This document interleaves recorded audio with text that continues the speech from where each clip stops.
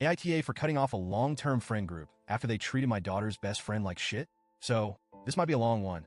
Reddit, I really need some perspective because I feel like I'm losing my mind over what happened last weekend. It's been eating away at me, and I need to know, am I in the wrong here, or did I have every right to do what I did? First off, let me set the scene a bit. My husband, Keith, and I have been close friends with this group of people for over a decade, like 12 years, which feels like a lifetime when you're raising kids. We met Cindy and John when our oldest was about 4, and our younger ones were still in diapers. You know how it goes. You meet through your kids, the kids become friends, and suddenly you're spending every weekend together. Cindy and John were always easygoing. We'd have BBQs, and they'd bring their 2 girls, sweet little things, one's 9 now, the other's 5. Then there's Travis and Janelle, who joined the group a bit later. They got 6 kids. Yes, 6. It's chaos whenever we get together, but it's a kind of beautiful chaos that you only get when a bunch of kids are running around while the adults sit by the fire and pretend they're still in control. The thing is, we own this private lakefront property. It's not huge, but it's enough to feel like a retreat, and every summer, we've opened it up to the group for weekends, sometimes even weeks at a time. The kids love it, we love it. It's a great escape from the daily grind. Normally, summers are our favorite time of year because it's when we can just be together, relax, and let the kids run wild. But this summer has been different. My 14-year-old daughter, who we'll call Emily, has had a rough go of it the last few years. She's always been a little on the shy side, a little socially awkward, and middle school was hell for her. I won't go into too many details, but the bullying got so bad that at one point, Keith and I were genuinely terrified for her mental health. We had to pull her out of school for a bit and get her into therapy. She was in such a dark place, and we felt utterly helpless. As parents, you want to fix things for your kids, but sometimes you just can't. It was heartbreaking to watch her lose her light, and I was terrified that we were losing her too. That's where Hannah comes in. Hannah's been Emily's best friend for about a year now. She's the kind of kid who's had to grow up way too fast. Her parents are addicts, so she's basically had to learn to fend for herself. She doesn't really have anyone looking out for her, and because of that, she's kind of rough around the edges.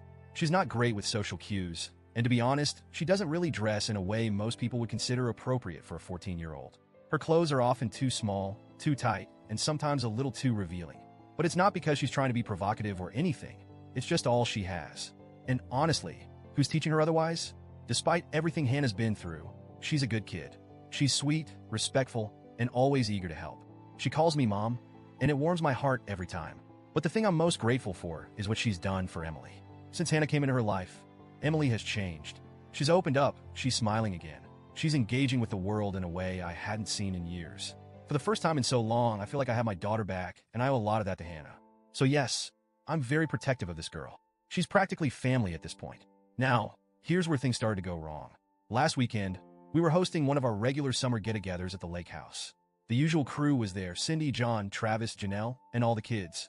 It was one of those lazy Saturdays where everything seemed perfect. We had a bonfire going, the kids were playing music and dancing, and the adults were sitting around the fire, sipping beers and talking about life. It felt like one of those rare moments where everything was just right, or at least it seemed that way. At some point during the evening, I noticed that Emily was acting a little off. She's not always the most expressive kid, so I wasn't too alarmed at first, but when she came up to me around 8 p.m. and said, "Mom, Hannah's crying and wants to go home," I knew something was seriously wrong. I asked her what happened, but she just said, "You should talk to Hannah." So, I went to find her. Hannah was sitting by herself, curled up in one of the Adirondack chairs near the fire pit, her face buried in her hands. She was sobbing. My heart broke for her instantly. I sat down next to her and tried to calm her down enough to talk. After a few minutes, she finally managed to tell me what had happened. Apparently, while Keith and I had been talking with the other adults, Cindy had pulled Hannah aside and told her that she had been there long enough and needed to go home. When Hannah asked why, Cindy told her that John was uncomfortable with the way she was dressed and the way she was dancing. He didn't want their daughters around her because he thought she was being inappropriate. And to make matters worse, Cindy wasn't the only one who thought this. Travis, Janelle, and even John himself all chimed in, agreeing that Hannah's behavior wasn't appropriate for a 14-year-old. They basically all ganged up on her while my husband and I weren't there. I could feel the anger boiling inside me as she told me this. How dare they?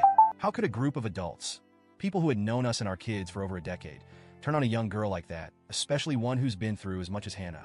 I was livid, but I knew I had to stay calm for Hannah's sake. Once I got her calmed down, I promised her that she didn't have to go anywhere and that she was welcome at our house anytime. Then, I marched straight back to the group by the fire and let loose. I didn't hold back. I told them all to pack their stuff and leave. They looked completely shocked, like they couldn't believe I was mad. When I mentioned Hannah, John had the audacity to say, "You have to understand where I'm coming from. I'm a grown man, and I don't need some half-dressed teenager dancing around me." I also don't want my daughters thinking that's okay. That was the final straw. How dare he? Hannah wasn't anywhere near him. She was dancing with Emily and the other teens, minding her own business.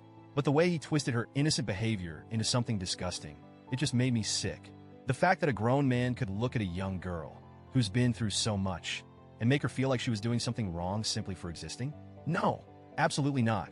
I stood my ground. I told them all to get out. Sydney tried to reason with me, saying their kids were asleep in the tents and that they had a long drive ahead of them. But I didn't care. I wasn't going to let them stay another minute on my property after what they had done. They ended up packing up and leaving, but not without some muttered comments about how I was overreacting. Maybe I was. I don't know.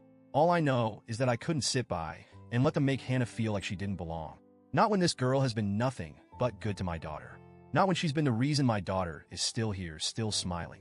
After they left, Keith and I had a long talk. He agrees that they were out of line, but he thinks I might have been too quick to cut them off like that. He thinks maybe we should have had a conversation, worked it out, and tried to understand where they were coming from. But honestly, I don't think I could have handled it any differently. They attacked a child. They made her feel unsafe and unwelcome in what should have been a safe space. How could I ever forgive that? So, Reddit, am I the asshole for kicking them out and cutting ties with the group over this? Or did I do the right thing by standing up for Hannah?